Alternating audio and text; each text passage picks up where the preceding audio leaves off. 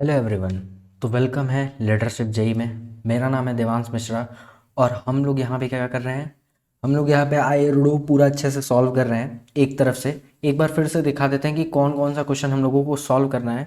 ये जितने भी क्वेश्चन हम यहाँ पे दिखाने वाले हैं आप लोगों को, ये क्वेश्चन ये मेरी टीचर ने हमको दिया था जब हम लोग जेई की प्रिपरेशन कर रहे थे। क्योंकि आई रूडो में कई सारे ऐसे क्वेश्चन हैं जो कि इररिलेवेंट क्वेश्चन है, जिसका कोई ज़रूरत नहीं है एग्ज़ाम में।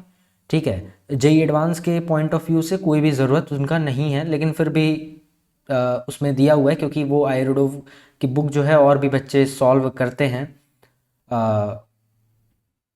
ठीक है, तो कौन कौन से क्वेश्चन है एक बार के लिए देख लो।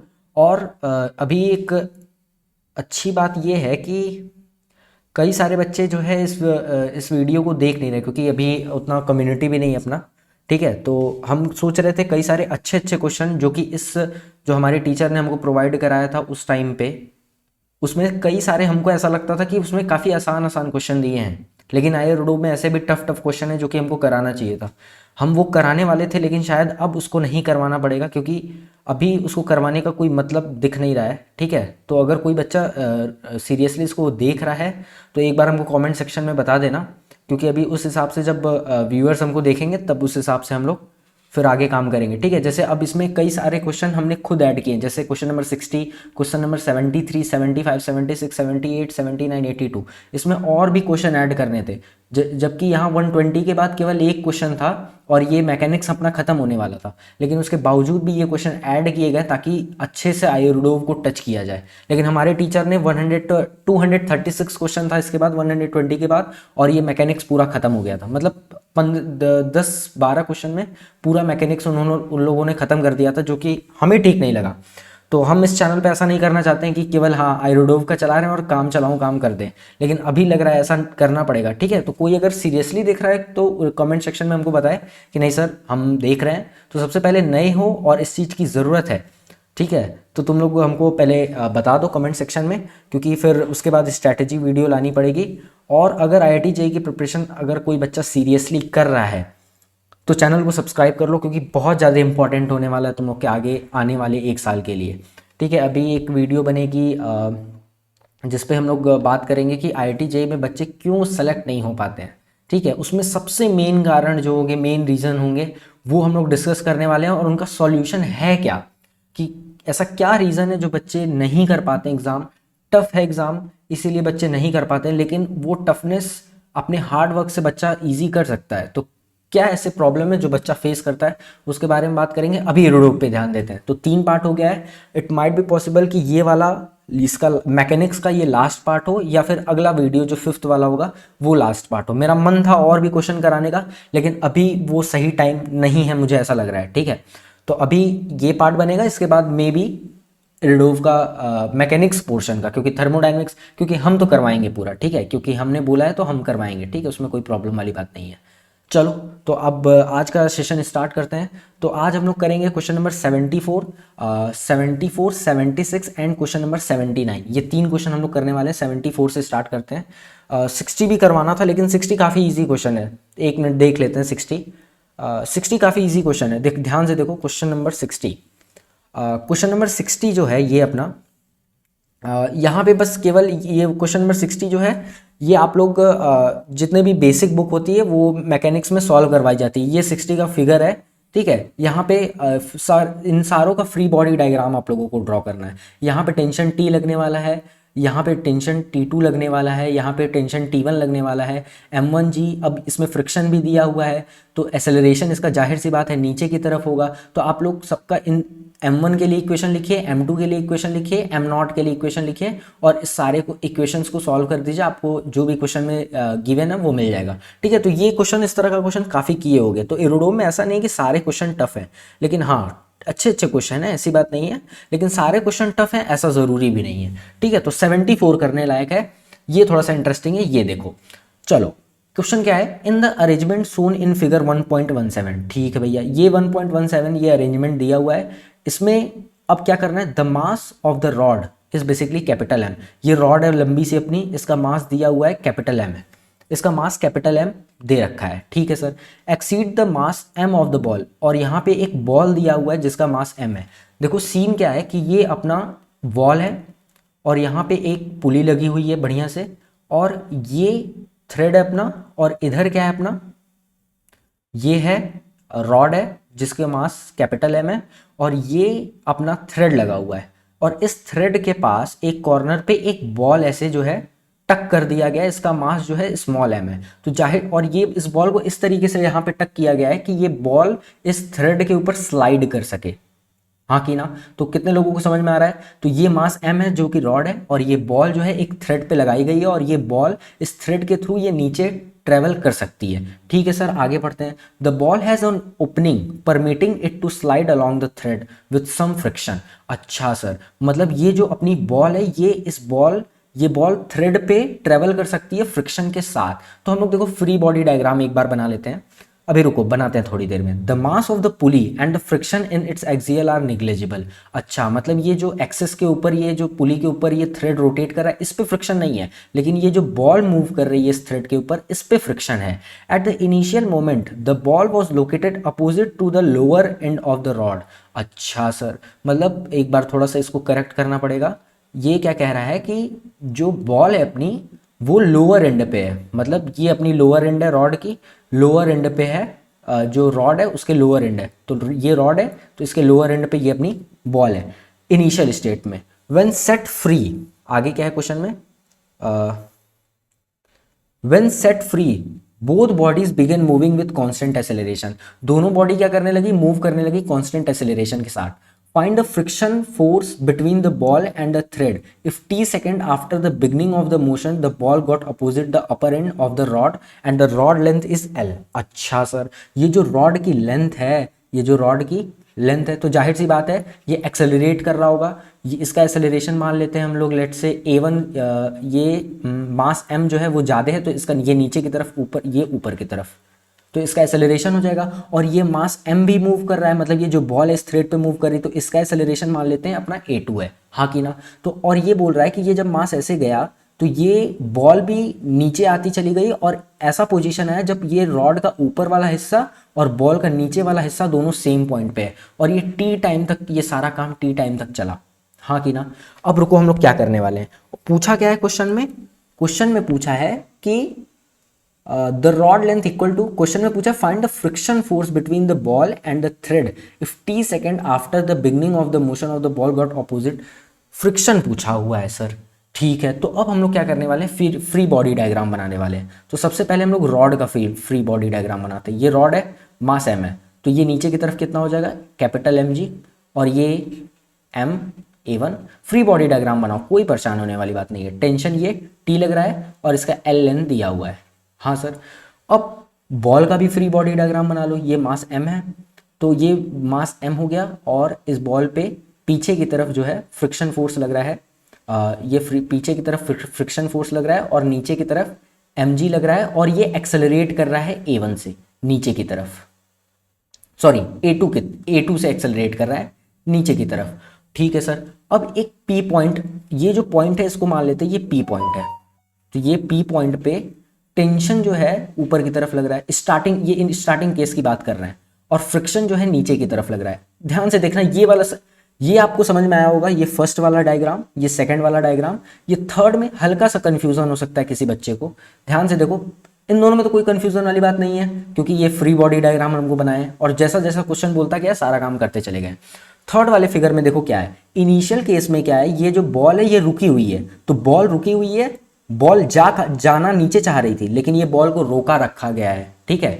तो रोका रखा गया तो फ्रिक्शन जो है पीछे की तरफ लगेगा, क्योंकि अगर ये बॉल रुकी हुई है तो फ्रिक्शन जाहिर सी बात है पीछे की तरफ लग रहा होगा, तभी तो ये बॉल मूव नहीं कर रही है। अगर फ्रिक्शन पीछे की तरफ लगता है इस साइड में, मान लो ऊपर की तरफ, तो ये बॉल नीचे मूव कर जाती इन द ग्रेविटेशनल फील्ड, लेकिन ये बॉल इस इनिशियल केस में ये रुकी हुई है, तो फ्रिक्शन जो है नीचे की तरफ लग रहा है, और टेंशन जो है ऊपर की तरफ लग रहा है। तो इस थर्ड वाले फिगर से हम लोग बोल सकते हैं जो टेंशन है वो फ्रिक्शन फोर्स के इक्वल है, हाँ कि ना। हाँ सर। अब आ जाओ, अब हम लोग क्या करते हैं, फ्री बॉडी डायग्राम बनाते हैं। तो और एक केस और भी दिया हुआ है, एक मिनट रुको, चलो ये फ्री बॉडी डायग्राम हम लोग बनाते हैं, पहले इसका बनाते हैं ये, चलो देखो। तो ये क्या हो जाएगा, ये हो जाएगा M G minus T is equal to M A one. हाँ कि ना? हाँ सर। अब ये पहला इक्वेशन हो गया। अब दूसरा इक्वेशन क्या बनेगा, इस बॉल का बना लेते हैं। इस बॉल का इक्वेशन बनाने चलेंगे तो हम लोग क्या हो जाएगा, small M G minus friction force is equal to mass of the ball into A two. हाँ कि ना? ये दूसरा इक्वेशन हो जाएगा। जी सर, बिल्कुल सर, हो जाएगा। अब अपने को क्या करना है, यहाँ टेंशन की जगह क्या करो, फ्रिक्शन रख दो। हाँ कि ना? अब थोड़ा सा समझते चले जाओ ध्यान से, सारे क्वेश्चन को हम लोग ध्यान से पढ़ेंगे। देखो ये दोनों इक्वेशन बन गए। अब हम लोग क्या करेंगे, यहाँ पे क्या करेंगे, यहाँ पे a1 और a2 की वैल्यू निकाल लो। तो इक्वेशन फर्स्ट से जो a1 की वैल्यू होगी, क्योंकि यहाँ पे पिक्चर अपना चल रहा होगा, तो a1 की वैल्यू हम लोग देखो निकाल लें। ये होगा capital M G minus T upon capital M is basically a1। और अपने को यहाँ से a2 निकाल लो, तो ये a2 क्या हो जाएगा, small M G minus friction force upon small M is equal to a2। ये हो गया। अब रुक जाओ, ध्यान से देखने वाली बात अब यहां से स्टार्ट होती है। क्या कह रहा है कि ये जो बॉल है, ये नीचे की तरफ स्लाइड कर रही है। ठीक है सर, स्लाइड कर रही है। और पूछा हुआ है कि इसका डिस्टेंस भी बताना है अपने को। तो स्लाइड करते हुए नीचे आई होगी, हाँ कि ना? तो अपने को फ्रिक्शन फोर्स भी चाहिए। तो अगर हम लोग A2 यहाँ से पता चल चुका है, A1 पता चल चुका है, तो देखो S is equal to U T plus half AT square formula लगा देते हैं। तो यहाँ पे S क्या हो जाएगा, S इज बेसिकली L, क्योंकि ये L लेंथ नीचे आया है, तभी ये इस L लेंथ नीचे आया, तभी ये इसके अपोजिट एंड पे है फाइनल केस में। और ये स्टार्ट किससे कर रहा था, U इज इक्वल टू 0 से, तो UT क्या हो जाएगा, पूरा 0 हो जाएगा, प्लस हाफ। अब एसेलरेशन यहाँ पे हम लोग को लिखनी है बॉल की, यहाँ पे सारी बातें बॉल की हो रही है। तो ध्यान से देखो, यहाँ पे जो एसेलरेशन होगा ये रिलेटिव एसेलरेशन होगा। रिलेटिव एसेलरेशन क्यों? क्योंकि ध्यान से देखो, ये बॉल भी नीचे की तरफ मूव कर रहा है और ये पूरा सिस्टम भी ऊपर की तरफ मूव कर रहा है, हाँ कि ना? तो ये रिलेटिव एसेलरेशन होगा, that is A2 minus A1 into T square. अरे यार, तुम लोगों को नहीं आ रहा है। यहाँ पे ये जो बॉल है, यहाँ पे हम लोग रिलेटिव एक्सेलरेशन क्यों लिख रहे हैं, तुम लोग को समझ में आ रहा है? क्योंकि ये बॉल जो है अपनी नीचे की तरफ मूव कर रही है और ये पूरा ये जो सिस्टम है ये A1 से ऊपर की तरफ भी मूव कर रहा है। इसीलिए यहाँ पे हम लोग रिलेटिव एक्सेलरेशन को ले रहे हैं, ना कि केवल बॉल की एक्सेलरेशन ले रहे हैं। रिलेटिव एक्सेलरेशन मीन्स ये बॉल की भी एक्सेलरेशन और इस पूरे सिस्टम की भी एक्सेलरेशन, हाँ कि ना? अब यहाँ पे हम लोग क्या करेंगे, L इज इक्वल टू, ये हो गया। अब यहाँ पे हम लोग क्या करेंगे, सीधे से टाइम निकाल लेंगे। थोड़ा सा इसको छोटा करते हैं, यम यम यम यम, इसको छोटा कर लेते हैं। Very good, very good. और इसको साइड में कर लेते हैं हल्का सा। चलो देखो, अब यहाँ पे L इज इक्वल टू क्या आ गया, 0 plus half A2 minus A1 T square. तो हम लोग क्या करेंगे, यहाँ पे टाइम निकाल लो। तो ये क्या हो जाएगा, 12 upon A2 minus A1 is equal to T square, हाँ कि ना? तो T square, T is equal to क्या हो जाएगा, अंडर रूट में 12 अपॉन A2 माइनस A1।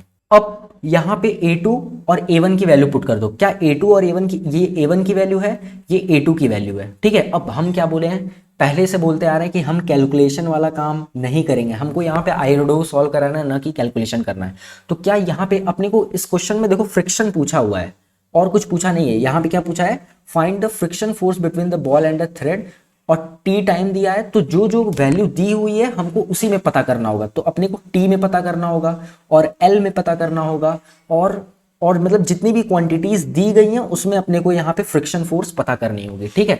तो अपने को टाइम दिया गया है, लेकिन अपने को एक्सेलरेशन नहीं दिया था। एक्सेलरेशन में लेट किए हैं कि ये एक्सेलरेशन होंगे। तो हम लोग क्या करेंगे, A2 और A1 की जगह ये वैल्यू पुट कर देंगे। और जैसे ही तुम लोग A2 और A1 की जगह वैल्यू पुट करोगे, तो यहाँ पे जो mg माइनस टी लिखे हो, तो t की जगह क्या लिख सकते हो, A1 is equal to mg minus f upon m, क्योंकि f तो अपना फ्रिक्शन फोर्स है, जो कि t जो है f के इक्वल होगा, यहाँ से हम लोग पता किए हैं। तो A1 A2 पुट करो और यहाँ पे इक्वेशन बनाओ और यहाँ से फ्रिक्शन फोर्स आराम से आ जाएगा। देख लो, पुट कर देते हैं भैया तुम लोगों के लिए। TL अपॉन A2 क्या हो गया, A2 is basically mg minus f, small m है ये, ध्यान से गलती ना हो, माइनस A1 क्या है अपना, ये रूट में है सारा भैया, रूट में देखो कैपिटल M G माइनस, ये T की जगह क्या रखना है, F रख देना है, अपॉन कैपिटल M। अब इसको सॉल्व कर लो, ठीक है? अब इस इक्वेशन को, क्या अपने को लेंथ L दिया हुआ है, क्या अपने को मास दिया हुआ है, स्मॉल m भी दिया है, कैपिटल M भी दिया, अपने को फ्रिक्शन चाहिए। तो इस इक्वेशन को सॉल्व कर लो, यहाँ से फ्रिक्शन निकल जाएगा। तो अपना ये हुआ क्वेश्चन नंबर 74 डन। ठीक है, अब इसी तरीके से आगे बढ़ते हैं। नए हो चैनल को सब्सक्राइब करो, ठीक है। क्योंकि ये बात हम बोल नहीं रहे थे हर लेक्चर में, तो हमको लग रहा था कि बच्चे सब्सक्राइब क्यों नहीं कर रहे हैं। तो कोई समझदार व्यक्ति बताया कि आप पढ़ा दे रहे हैं लेकिन आप सब्सक्राइब करने के लिए बोल नहीं रहे हैं। तो अभी नए हैं तो आदत लगेगी अभी धीरे धीरे, हाँ कि ना। तो आदत लगने देते हैं। अगला क्वेश्चन कौन सा है, तो अगला क्वेश्चन है हम लोग का क्वेश्चन नंबर 76। तो 76 की तरफ देखते हैं। आदत लगेगी धीरे धीरे, हर चीज़ की आदत लग जाती है। तो सब्सक्राइब करो, हर 5 मिनट के बाद बोलना पड़ेगा, ऐसा बोला गया है हमें। किसी नेक इंसान ने हमें बताया कि आपको हर 2 मिनट पे अपने व्यूअर्स को बताना होगा कि आपको चैनल सब्सक्राइब करना है और नोटिफिकेशन बेल दबाना है अगर आप सीरियस एस्पिरेंट हैं तो। ठीक है, क्योंकि हम लोग मेंटरिंग भी प्रोवाइड करते हैं, तो जो बच्चे इंटरेस्टेड हैं ज्वाइन कर सकते हैं। नीचे मेल आईडी दी हुई है, मेल कर दीजिए, उस पर आपको कॉल तुरंत चली जाएगी। अपना नंबर प्रोवाइड कर दीजिएगा वहाँ पे, आप हमको कॉल भी कर सकते हैं, नंबर भी दिया होगा नीचे। ठीक है, चलिए अगले क्वेश्चन की तरफ बढ़ते हैं। Question number 76, in the arrangement shown in the figure 1.19। ये कहाँ है भैया, चलो देखो कहाँ है 1.19 हो, पीछे होगा, देखते हैं कहाँ है फिगर। क्वेश्चन नंबर 1.19 ओ ये फिगर है। ठीक है, तो हम बुक से देख लेते हैं, कोई प्रॉब्लम वाली बात नहीं है, क्योंकि बार बार आगे पीछे बुक से क्या देखने की ज़रूरत है, डायरेक्ट बना लेते हैं हम लोग। 1.19 फिगर बना लेते हैं। ये है फिगर, ये है अपनी कैसा है फिगर देखना पड़ेगा एक बार। अच्छा जी, देखिए ये है अपनी पुली एक और ये है अपनी दूसरी पुली एक। फिगर गंदा बनता हुआ, लेकिन कोई प्रॉब्लम वाली बात नहीं है।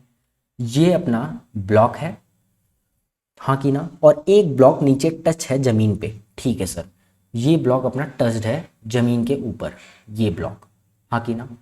ये ब्लॉक, अब क्वेश्चन क्या कह रहा है, देखो ये फिगर है ना, शायद पूरा कंप्लीट फिगर, हाँ यही फिगर है। और ये डिस्टेंस जो है अपनी h दी हुई है, हाँ कि ना। क्वेश्चन क्या है, in the arrangement shown in figure 1.19 the mass of the body first is eta is equal to 4.0 times as great as that of body 2। अब फर्स्ट कौन सी बॉडी है, तो ये है first body, this is the first body and this is the second body. तो क्या बोला हुआ है, in the arrangement the mass of the body first, जो मास है पहले बॉडी का, is eta times great as that as the body 2, यानी कि m2 से ईटा टाइम्स ग्रेटर देन है। ईटा यहाँ पे दिया गया है 4, that is m1 is equal to 4m2। कोई दिक्कत नहीं है, क्वेश्चन जो जो बोलता चला जा रहा है करते चले जाओ। The height h is equal to 20 centimetre. अच्छा जी, और ये हाइट दिया हुआ है कितना, 20 सेंटीमीटर हाइट दी हुई है अपनी। The mass of the pulley and the thread as well as the friction are negligible. अच्छा, ये सारे फ्रिक्शन और मास जो है नेग्लेजिबल है। At a certain moment body 2 is release. अच्छा, मतलब ये बॉडी 2 जो है रोक के रखा गया था और कुछ देर बाद इसको रिलीज कर दिया गया। And the arrangement meant set in the motion. और ये जाहिर सी बात है, अगर इस बॉडी को रेस्ट पे मतलब इस बॉडी को रोक के रखा गया होगा, तो इस बॉडी को जैसे ही तुम ड्रॉप करोगे तो क्योंकि m1 का मास ज़्यादा है तो ये m1 नीचे की तरफ जाएगा और m2 जो है ये ऊपर की तरफ मूव करना स्टार्ट कर जाएगा। What is the maximum height that body 2 will go up to. अच्छा जी, मतलब ये मैक्सिमम हाइट तुमको बतानी है। मान लेते हैं कि ये जो बॉडी 2 है ये h0 मैक्सिमम हाइट अटेन किया पूरे मोशन के बाद, तो अपने को यही h0 बताना है। अच्छा सर, कोई प्रॉब्लम वाली बात नहीं है, बता लेते हैं। चलो देखो, तो ये फिगर हमको लग रहा है शायद अलग से बनाना पड़ेगा दोबारा। ठीक है, तो बना लेते हैं, कोई प्रॉब्लम वाली बात नहीं है। तो ये अपना अरेंजमेंट है। क्यों बनाना पड़ेगा, तो क्योंकि अभी हम लोग को एक काम करना है, ध्यान से देखो वो काम क्या है। अरेंजमेंट ये है, बिल्कुल नॉर्मल नॉर्मल सी बात करेंगे, ये सारी बातें तुम लोग पढ़े होगे अपने क्लासेस में। तो ये अपना सेकंड है, ये अपना फर्स्ट है। अच्छा सर, 1 का मास जो है ज्यादा है, ध्यान से एकदम साथ साथ चलना, कोई प्रॉब्लम वाली बात नहीं है। अगर गर्लफ्रेंड का फोन आ रहा है तो काट दो, कोई प्रॉब्लम वाली बात नहीं है। ठीक है, ये फर्स्ट मास है, ये सेकंड मास है, तो जाहिर सी बात है ये फर्स्ट मास नीचे की तरफ चल रहा होगा a1 एक्सेलरेशन से। मान लेते हैं कि ये a1 एक्सेलरेशन से नीचे की तरफ जा रहा होगा, तो ये जो सेकंड मास होगा क्या a1 एक्सेलरेशन से जाएगा, नहीं, ये a1 एक्सेलरेशन से नहीं जाएगा, ये a2 एक्सेलरेशन से जाएगा। कहने का मतलब है इन दोनों का एक्सेलरेशन डिफरेंट होगा। क्यों, बताने की जरूरत नहीं है। क्यों डिफरेंट होगा, क्योंकि वन मास जो है ये दूसरे पुली से अटैच्ड है और ये जो सेकंड मास है ये सेकंड दूसरे पुली से अटैच्ड है, तो यहाँ पे इन दोनों का क्या होगा, एक्सेलरेशन डिफरेंट डिफरेंट होगा, हाँ कि ना। हाँ सर बिल्कुल डिफरेंट होगा। तो A1 का एक्सेलरेशन और ये A2 का एक्सेलरेशन। लेकिन अगर हम लोग पॉइंट मेथड अप्लाई कर दे, क्या तुम लोग जब फोर्स और फ्रिक्शन ये न्यूटन्स लॉज ऑफ मोशन पढ़ रहे थे, तो क्या बेहतरीन कोचिंग में अगर पढ़ रहे थे तो क्या तुम लोगों को पॉइंट मेथड पढ़ाया गया है? अब नहीं पढ़ाया गया तो आप लोगों को पढ़ना पड़ेगा। लेकिन हम लोग इस A2 और A1 के बीच में रिलेशन निकालेंगे by the mean of point method, ठीक है। यहाँ पे क्वेश्चन सॉल्व कराया जा रहा है, कॉन्सेप्ट नहीं बताया जाएगा, ठीक है। तो पॉइंट मेथड हम लोग लगाते हैं, ये पॉइंट जितने भी पॉइंट है उनको पॉइंटेड कर लो, हाँ कि ना। पॉइंट कर लिए सर। अब देखो ये जो सेकंड मास है यहां से स्टार्ट करते हैं, आप लोग यहां से भी स्टार्ट कर सकते हैं, यहां से भी स्टार्ट कर सकते हैं। जितने बच्चे पॉइंट मेथड पढ़े होंगे समझ रहे होंगे कि हम क्या बताना चाह रहे हैं, और जो बच्चे नहीं पढ़े होंगे वो बोलेंगे मास्टर गलत पढ़ाता है यार, उसका समझ में नहीं आता है यार, तो वो आप लोग की गलती है। चलिए कोई बात नहीं। तो देखो ये वाला पॉइंट A2 से ऊपर की तरफ जा रहा है, यानी कि घटा, यानी कि -A2, हाँ कि ना। ध्यान से देखो ये माइनस कैसे डिसाइड किया गया है, क्योंकि जब ये ऊपर जाएगा तो ये जो डिस्टेंस है ये घटेगा, इसीलिए माइनस लगाया गया। अगर ये डिस्टेंस बढ़ता तो प्लस लगाया जाता। तो ये पॉइंट ऊपर गया A2 से, ठीक है, तो -A2। यहाँ पे जो होगा ये 0 होगा, क्योंकि ये ना ऊपर जा रहा है ना नीचे जा रहा है, ये पॉइंट हमेशा यहाँ पे रहेगा, ठीक है। यहाँ पे अब ये वाला भी पॉइंट +0, ज्यादा एक्सप्लेन नहीं करेंगे। ये वाला पॉइंट जो है नीचे की तरफ जा रहा है बाई +A1, और ये वाला पॉइंट भी ये वाला पॉइंट जो है नीचे की तरफ जा रहा है बाय द +A1, और ये वाला भी पॉइंट जो है नीचे की तरफ जा रहा है by the +A1 is basically 0, कोई दिक्कत नहीं है। तो A2 इज इक्वल टू क्या हो जाएगा, 2A1, हाँ कि ना। A2 जो हो गया वो किसके इक्वल हो गया, दैट इज 2A1 के इक्वल हो गया, कोई प्रॉब्लम वाली बात नहीं है। तो A2 जो हो गया 2A1 के इक्वल हो गया। अच्छा सर, तो ये पॉइंट मेथड लग गया सर, ठीक है सर, कोई दिक्कत नहीं, सब कुछ समझ में आ रहा है। तो क्या हम लोग फर्स्ट और सेकंड के बीच में रिलेशन पता कर लिए हैं? हाँ सर पता कर लिए हैं। तो मान लेते हैं कि ये जो फर्स्ट है ये नीचे की तरफ जा रहा होगा बाई x1, तो क्या x1 is equal to 2, sorry, देखो, तो क्या हम लोग ये रिलेशन पता करने के बाद ये भी बोल सकते हैं x2 is equal to 2x1? जितने बच्चे पॉइंट मेथड पढ़े होंगे उनको समझ में आ रहा होगा। मान लेते हैं ये जो फर्स्ट ब्लॉक है ये नीचे x2 गया होगा, ये x1 गया होगा ऊपर की तरफ, तो क्या हम लोग ये रिलेशन लिख सकते हैं? हाँ सर लिख सकते हैं, कोई प्रॉब्लम वाली बात नहीं है। कैसे? By the means of point method, ठीक है। सारा पॉइंट मेथड का खेल चल रहा है। चलो ये हो गया, ये हो गया, ये हो गया सर। अब रुक जाओ, अब रुक जाओ। तो क्या ये जो मास m1 है, ये मास m1 है, तो क्या अब टेंशन की बात करते हैं? तो धीरे धीरे सारी बात करेंगे, जल्दी जल्दी कर देंगे तो क्वेश्चन समझ में नहीं आएगा। अपने को h0 बताना है, तो पहले हम लोग एक्सेलरेशन का रिलेशन निकाल लें। तो क्या यहाँ पे मान लेते हैं T2 एक्सेलरेशन लग रहा होगा, यहाँ सॉरी T2 टेंशन लग रहा होगा, यहाँ भी T2 टेंशन, यहाँ भी T2 टेंशन, और यहाँ पे कितना लग रहा होगा, T1 लग रहा होगा। तो क्या ये जो पुली है, ये वाली पुली, यहाँ पे T2 ऊपर की तरफ, यहाँ पे भी T2 ऊपर की तरफ, और T1 क्या नीचे की तरफ लग रहा होगा, तो क्या T1 जो होगा वो 2T2 के इक्वल हो जाएगा, हाँ कि ना। ये हम लोग पहला इक्वेशन मान सकते हैं, हाँ सर मान सकते हैं। अब ठीक है सर, ये m1 मास है सर। अब देखो हम लोग कुछ नहीं करने वाले, फ्री बॉडी डायग्राम बना के इक्वेशन लिखेंगे। हम डायरेक्ट भी लिख सकते हैं, लेकिन आप लोगों को भी साथ में लेके चलना है, ठीक है। तो ये वैसे ये बच्चे वही देख रहे होंगे जो कि अच्छे बच्चे होंगे, लेकिन फिर भी क्योंकि आप लोग सामने सामने भी नहीं है तो वो भरोसा नहीं हो पाता कि यार इसको आया कि नहीं। तो ये रिलेशन लिख लेंगे, दैट इज m1g, m1 रखना है, a1 रखना है, m1g minus T1 is basically equal to m1a, हाँ कि ना। क्या m1 is equal to eta m2 दिया है, तो हम लोग यहाँ पे पुट कर सकते हैं, दैट इज ईटा m2। क्यों पुट कर रहे हैं? क्योंकि अपने को रिलेशन पता करना है आगे चल के। तो T1 is equal to m2 eta m2 a1, ठीक है। ये अपने को हो गया दूसरा इक्वेशन। क्या ये पहला इक्वेशन हो गया, ये दूसरा इक्वेशन हो गया। अब जगह बचाना पड़ेगा, जगह बचाते हैं, जगह जगह मिल गई अपनी, ठीक है। इसको साइड कर लेते हैं, चलो। अच्छा सर ये हो गया सर। तो क्या अपने को ये रिलेशन मिल गई? ये किसकी वजह से मिली है? ये m1 मास की वजह से मिली है। अब ये देखो सेकंड मास है, ये ऊपर की तरफ जा रहा है, किस एक्सेलरेशन से जा रहा है? A2 एक्सेलरेशन से जा रहा है। इस पे T2 टेंशन लग रहा है, ये नीचे की तरफ m2g लग रहा होगा, हाँ कि ना। तो इसका भी क्या रिलेशन लिख सकते हो? हाँ सर बिल्कुल लिख सकते हैं, तो लिख लो, that is T2 minus m2g is equal to m2 A2। क्या अपने को ये तीसरा इक्वेशन मिल गया? कोई प्रॉब्लम वाली बात नहीं है। तो ये पहला इक्वेशन है, ये दूसरा इक्वेशन है, ये तीसरा इक्वेशन है, और एक इक्वेशन ये भी बना के रखे हुए, दैट इज चौथा equation, A2 is equal to 2A1। अब by the equation first second, third, fourth, हम लोग क्या करेंगे यहाँ पे एक्सेलरेशन निकाल लेंगे, हाँ कि ना।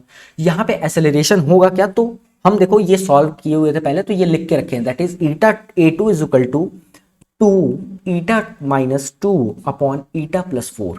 इसको सॉल्व कर लो पूरा, इस चारों इक्वेशन को सॉल्व करो, तुमको A2 मिल जाएगा, कोई प्रॉब्लम वाली बात नहीं है। ये इक्वेशन अब अगर सॉल्व करने लगे तो ये लंबा वीडियो खूब खींचेगा, बेहतरीन एकदम मस्त, और उसका प्रोडक्टिविटी कुछ भी नहीं आएगा, और ये हम नहीं चाहते अपने चैनल पे कि प्रोडक्टिविटी ना आए, क्वेश्चन सॉल्व करते रह जाओ पागलों की तरह और प्रोडक्टिविटी ना आए, ठीक है। तो ये अब यहाँ से A2 पता चल गया, तो क्या हम लोग A1 भी निकाल लेंगे, A1 निकालने के लिए क्या कर दोगे, A2/2 कर दो, तो ये क्या हो जाएगा, ईटा माइनस 2 अपॉन ईटा प्लस 4। तो क्या A1 A2 आ गया भैया, हाँ सर आ गया A1 A2। अब रुक जाओ, अभी अपने को हाइट बतानी है सर, हाइट अभी तक नहीं पता चली है, तो हाइट कैसे बताओगे, तो हाइट बताने के लिए क्या करोगे, देखो अब हम लोग थोड़ा सा कॉन्सेप्ट लगाते हैं, अब यहाँ पे थोड़ा सा कॉन्सेप्ट आएगा, हाइट अभी बतानी है। तो आयोरोडोव का क्वेश्चन इसीलिए बोरिंग हो जाता है, बच्चे इसीलिए आयोरोडोव सॉल्व नहीं करते हैं, और जो बच्चे सॉल्व करते हैं वो IIT जाते हैं, हाँ कि ना, क्योंकि ये थोड़ा सा बोरिंग हो जाता है सॉल्व कराते समय टीचर्स के लिए। अब ये जो सेकंड ब्लॉक है, ये जो सेकंड ब्लॉक है, ध्यान से देखना, यहाँ पे थोड़ा सा इरेज करते हैं, हाइट बतानी है अपने को कि ये सेकंड ब्लॉक कितना हाइट ऊपर गया होगा। तो अब देखना यहाँ पे कॉन्सेप्चुअल है थोड़ा सा, ये सेकंड ब्लॉक ऊपर गया होगा, मान लेते हैं कि ये ऊपर गया होगा, तो सबसे पहले ये 20 सेंटीमीटर ये नीचे आया होगा, मतलब ये अगर ऊपर गया टू सेकंड ब्लॉक, तो क्या ये जो हाइट फर्स्ट ब्लॉक है, क्या ये 20 सेंटीमीटर नीचे गया होगा, हाँ कि ना। तो ये जब 20 सेंटीमीटर नीचे गया होगा, तो क्या ये जो x2 डिस्टेंस ऊपर चला गया होगा, तो x2 is equal to 2x1 होता है, हाँ कि ना। तो क्या ये 2h डिस्टेंस ऊपर चला गया होगा, अरे यार तुम लोगों को नहीं आया, ध्यान से देखो, ध्यान से देखो, कंफ्यूज होने वाली कोई भी बात नहीं है। ये जो सेकंड ब्लॉक है, जब ये फर्स्ट ब्लॉक h डिस्टेंस नीचे आएगा, तो सेकंड वाला ब्लॉक जो होगा वो 2h डिस्टेंस ऊपर चला जाएगा, ये x2 is equal to 2x1 इसीलिए लिखे हैं, अगर x1 h जाएगा तो x2 2h जाएगा, ये रिलेशन होता है, ये पढ़ाया जाता है अच्छे तरीके से, इस पे हम नहीं रुकेंगे ज़्यादा। तो ये जो सेकंड ब्लॉक होगा ये 2h डिस्टेंस ऊपर चला हो गया होगा, ठीक है। तो जब ये सेकंड ब्लॉक ऊपर गया होगा, तो इसकी कुछ फाइनल वेलोसिटी होगी, क्योंकि इनिशियल में इसकी जो इनिशियल वेलोसिटी थी वो तो जीरो थी। क्यों जीरो थी, क्योंकि क्वेश्चन में बोला गया है कि ये जो सेकंड ब्लॉक था वो रेस्ट पे था इनिशियली। तो क्या ये जब 2h हाइट गया होगा, तो इसकी वेलोसिटी हम लोग लेट से मान लेते हैं ये v है इस पॉइंट पे। अब रुक जाओ, ये जो सेकंड ब्लॉक है जब 2h गया होगा, तो ये और एक h डैश डिस्टेंस और कवर किया होगा, तुम लोग कंफ्यूज मत होना बिल्कुल, क्यों h डैश डिस्टेंस कवर किया होगा, ध्यान से देखो, ये इस फिगर में ध्यान से देखो, ये थोड़ा सा इंक्रीज कर देते हैं इसकी साइज, ठीक है। यहाँ पे जब ये जो सेकंड वाला ब्लॉक था ये 2h डिस्टेंस ऊपर चला गया, हाँ सर ये 2h डिस्टेंस ऊपर चला गया। अब जब ये फर्स्ट वाला ब्लॉक जब ग्राउंड को टच किया होगा, तो ये जो पूरा ये थ्रेड होगा ये स्लैग्ड हो जाएगा, मतलब लूज हो जाएगा। उस लूज होने की वजह से ये जो ग्रेविटी की वजह से ये जो सेकंड ब्लॉक है ये थोड़ा सा और ऊपर जाएगा। क्यों, क्योंकि ये जो जब ये फर्स्ट वाला जो ब्लॉक है ये जब ग्राउंड से टच होगा, तो ये पूरा वायर जो होगा, ये पूरा थ्रेड ये स्लैग्ड हो जाएगा, लूज हो जाएगा। उस लूज होने के वजह से ये जो अपना होगा, एक सेकेंड, ये अपना जो सेकंड वाला ब्लॉक होगा ये h डैश डिस्टेंस थोड़ा सा और ऊपर चला जाएगा ड्यू टू स्लैग्ड वायर, मतलब ये जो वायर स्लैग्ड हुआ है उसके वजह से ये h डैश डिस्टेंस और ऊपर चला जाएगा। तो जो सेकंड वाला ब्लॉक होगा वो जो टोटल डिस्टेंस कवर करेगा that is h dash plus 2h, ये टोटल डिस्टेंस वो कवर करेगा। अब हम लोग सारा कुछ निकाल सकते हैं, तो मान लेते हैं कि इसका ये जो वेलोसिटी होगा ये that is will become v dash, क्योंकि इसकी भी फाइनल वेलोसिटी होगी जब ये h डैश ऊपर जाएगा, वो क्या हो गई, v डैश हो गई। इसमें कंफ्यूज होने वाली बिल्कुल बात नहीं है। ये जो सेकंड वाला ब्लॉक है ये 2h चला गया, ये समझ में आ रहा होगा सारे बच्चों को। अब ये h डैश क्यों गया, क्योंकि ये जो वायर था वो स्लैग्ड हो गया था, हाँ कि ना, कंफ्यूज मत होना। अब देखो अपने को अगर h तो पता है, अगर h डैश पता चल जाए तो क्या अपने को सारा काम हो जाएगा, तो देखो पता चल जाएगा। तो हम लोग फॉर्मूला लगाएंगे v square is equal to u square plus 2gh, हाँ कि ना। v square is equal to ये जीरो हो जाएगा, हाँ कि ना, ये वैल्यू u स्क्वायर की वैल्यू क्या हो जाएगी, जीरो हो जाएगी।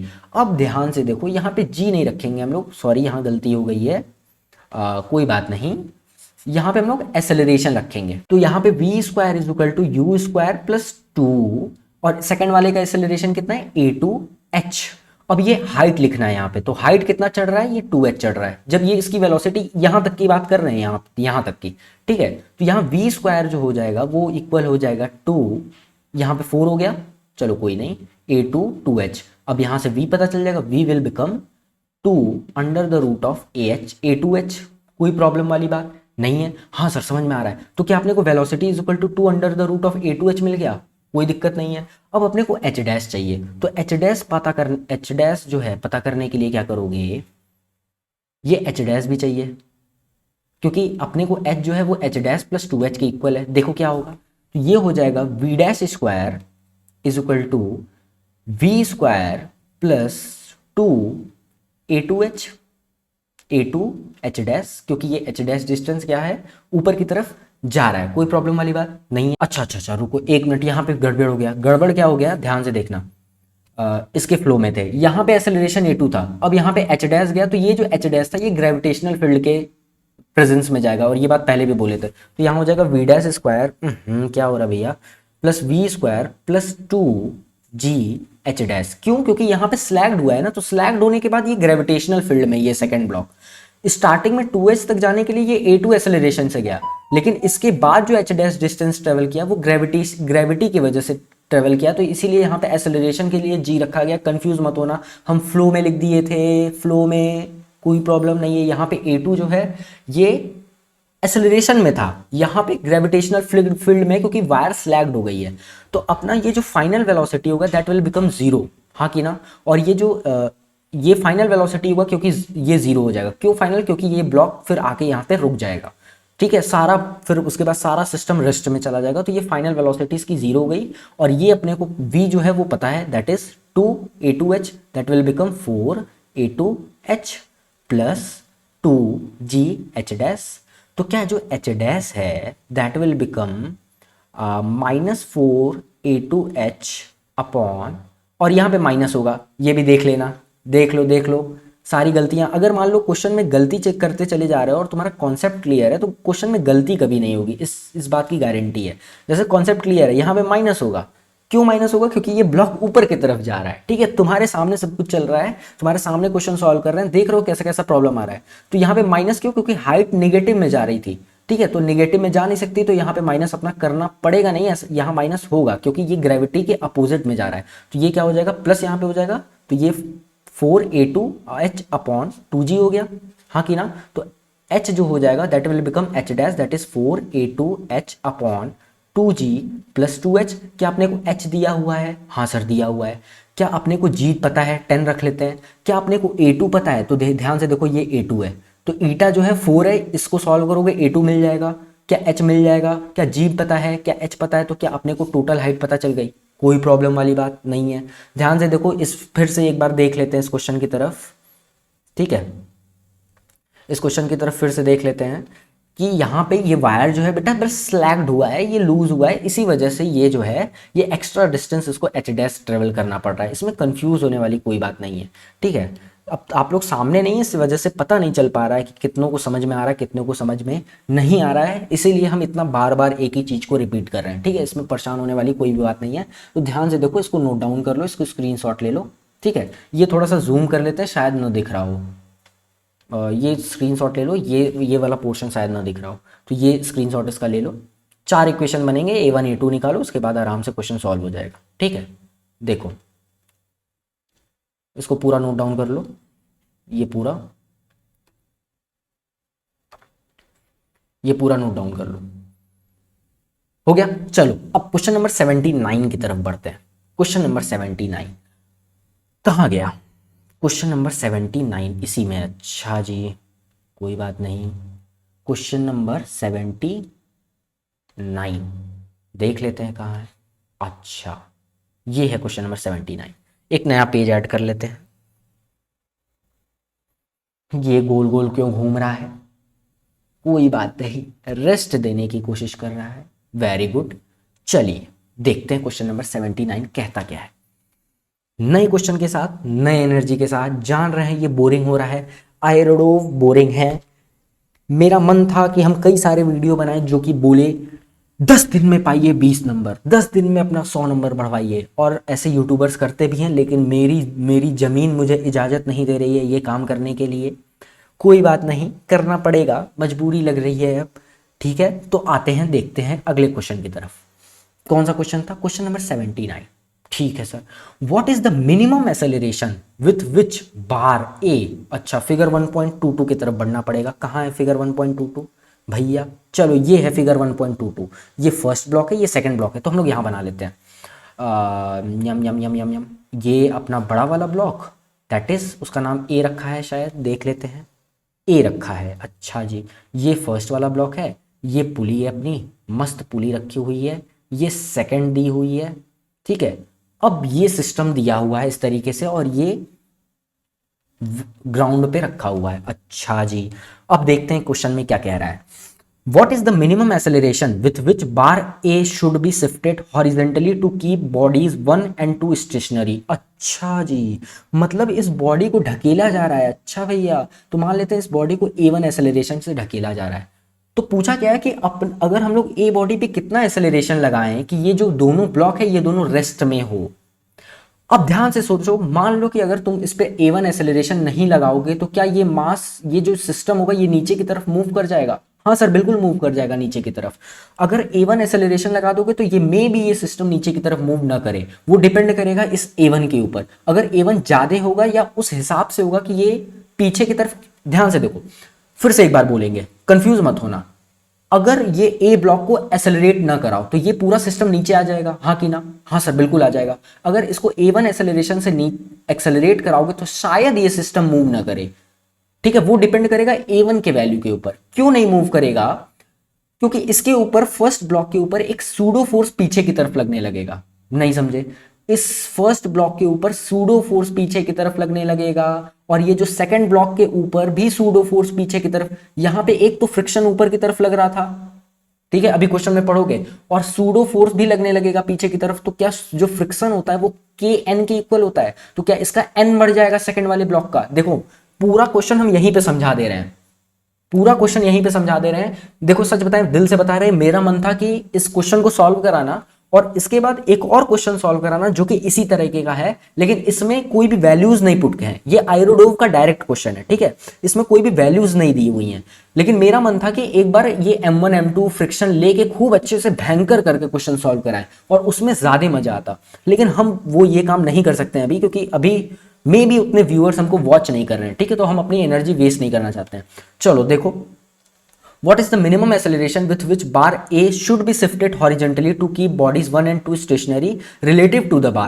The masses of the bodies are equal. अच्छा जी, तो ये जो masses हैं bodies के वो equal हैं। मतलब ये जो M1 मास है, वो कहाँ गया भैया? ये जो M1 मास है और ये जो M2 मास है, ये दोनों masses जो हैं अपने bodies के equal हैं। चलो आओ आगे बात करते हैं। कहाँ गया? The masses of the bodies are equal and the coefficient of friction between the bar and the bodies is equal to K. अच्छा जी, coefficient of friction भी आ गया। मतलब यहाँ पे जो K है, ये जो बार और बॉडी के बीच का जो coefficient of friction है, that is K दिया हुआ है। अगला कुछ आगे क्या बोल रहा है? The masses of the pulley and threads are negligible. The friction in the pulley is absent. अच्छा जी, तो अपने को यही बस A1 बताना है। तो मान लेते हैं कि ये जो ब्लॉक है ये A1 एक्सेलरेशन से इसको ढकेला गया ताकि ये मूव न कर सके, ठीक है। अगर मान लो कि अगर ये ब्लॉक मूव करता, ये मान लो ये दोनों ब्लॉक अगर मूव करता, तो ये हम लोग लेट से मान लेते हैं यम यम यम यम, ये जो है A1 एक्सेलरेशन से ये इधर की तरफ ढकेल रहा है, तो ये मास जो है दोनों का सेम है। तो मान लेते हैं ये नीचे की तरफ मूव करता। क्यों नीचे की तरफ? क्योंकि सेकंड वाला ब्लॉक, क्योंकि दोनों का मास तो सेम है और ये ग्रेविटेशनल फील्ड में। तो एक बार फ्री बॉडी डायग्राम देख लो, सेकंड वाला मास जो है M2, ये नीचे की तरफ मूव करता है, दैट इज mg। और ये अगर ये A1 एक्सेलरेशन से आगे की तरफ गया तो क्या पीछे की तरफ दो फोर्सेस लगेंगे। एक तो पीछे की तरफ क्या फोर्स लगेगा, that is mass of the body, that is M2, and acceleration of the frame, that is A1। M2 A1 हो जाएगा। A1 की जगह यहाँ पे A ही कर लो, कोई बात नहीं है, ठीक है, A कर लेते हैं। A1 क्या कर रहे हैं बार बार, A कर लेते हैं इसको, A कर लो। यहाँ A है तो क्या ये पीछे की तरफ, हम फ्री बॉडी डायग्राम बना रहे हैं, ये M2A क्या है, ये सूडो फोर्स है, सूडो फोर्स। अब M2 के ऊपर टेंशन भी लग रहा है T ऊपर की तरफ, हाँ कि ना, और यहाँ पे ये पीछे की तरफ फ्रिक्शन भी लग रहा है, friction on two friction on 2 क्या हो जाएगा, that is K N. N क्या है यहाँ पे, F2 is equal to K normal force. Normal force किसके इक्वल है, M2, नॉर्मल फोर्स M2A के इक्वल है, that is M2A, that is friction force on 2 is basically K M2A। तो अब यहाँ पे इसका इक्वेशन हम लोग लिख सकते हैं, क्योंकि ये ब्लॉक मान लेते हैं हम लोग नीचे की तरफ जा रही होगी, ठीक है। तो इसका इक्वेशन लिखो क्या होगा, नीचे की तरफ नहीं, सॉरी, ये ब्लॉक रुकी होगी, तो इसका इक्वेशन अगर लिखने जाओगे तो that will become T plus F2, मतलब ऊपर वाला फोर्स इज इक्वल टू नीचे वाला फोर्स, दैट इज M2G। तो T इज इक्वल टू क्या हो जाएगा, M2G minus F2, that is friction on 2, and friction on 2 क्या है, that is M2G minus KM2A। कोई दिक्कत इसमें नहीं है, ये पहला इक्वेशन मान लेते हैं। अब फर्स्ट वाले ब्लॉक की बात करते हैं, ये सेकंड ब्लॉक का है, सेकंड ब्लॉक। अब फर्स्ट वाले ब्लॉक की बात करते हैं, ब्लॉक फर्स्ट की। ये जो ब्लॉक फर्स्ट है, क्या इसके ऊपर नीचे की तरफ mg लग रहा होगा, हाँ कि ना।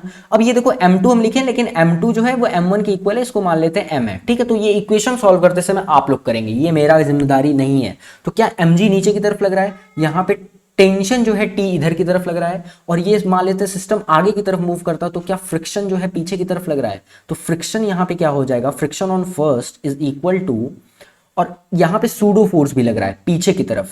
क्यों पीछे की तरफ, क्योंकि सूडो फोर्स हमेशा पीछे की तरफ लगता है, क्योंकि यहाँ पे ये आगे की तरफ है। समझ रहे होगे जितने बच्चे, नहीं तो आयोडो मत सॉल्व करो बेटा, कोई फायदा नहीं है। आप पहले अपना बेसिक कॉन्सेप्ट क्लियर करिए, क्योंकि हम यहाँ डायरेक्ट बात करेंगे, क्वेश्चन सॉल्व करने हैं, यहाँ पे रुकना नहीं है, ठीक है। तो ये क्या हो जाएगा, के mg friction on the one. अब यहाँ पे इक्वेशन लिख लो, आगे का फोर्स इज इक्वल टू पीछे का फोर्स। क्यों, क्योंकि बॉडी रेस्ट पे है, रेस्ट में है, ठीक है। सारी बातें रेस्ट के लिए हो रही हैं ये सब। तो tension T is equal to किसके इक्वल हो जाएगा, that will become M1A plus F1, that is T is equal to M1A plus F1 क्या हो जाएगा, K M1G, हाँ कि ना। अब इसको थोड़ा सा छोटा कर लेते हैं, इसको थोड़ा सा छोटा, हल्का सा छोटा हो गया ये, वाह वाह जी वाह। चलो देखो, गर्लफ्रेंड का फोन आ रहा है, उठाना मत बेटा बस अभी। तो ये पहला इक्वेशन हो गया और ये दूसरा इक्वेशन हो गया। अब क्या करो, ये टेंशन T है, तो क्या करो यार, ये दो इक्वेशन है, दोनों को इक्वल कर दो, that is M2G minus KM2A is equal to M1A plus KM1G, हाँ कि ना।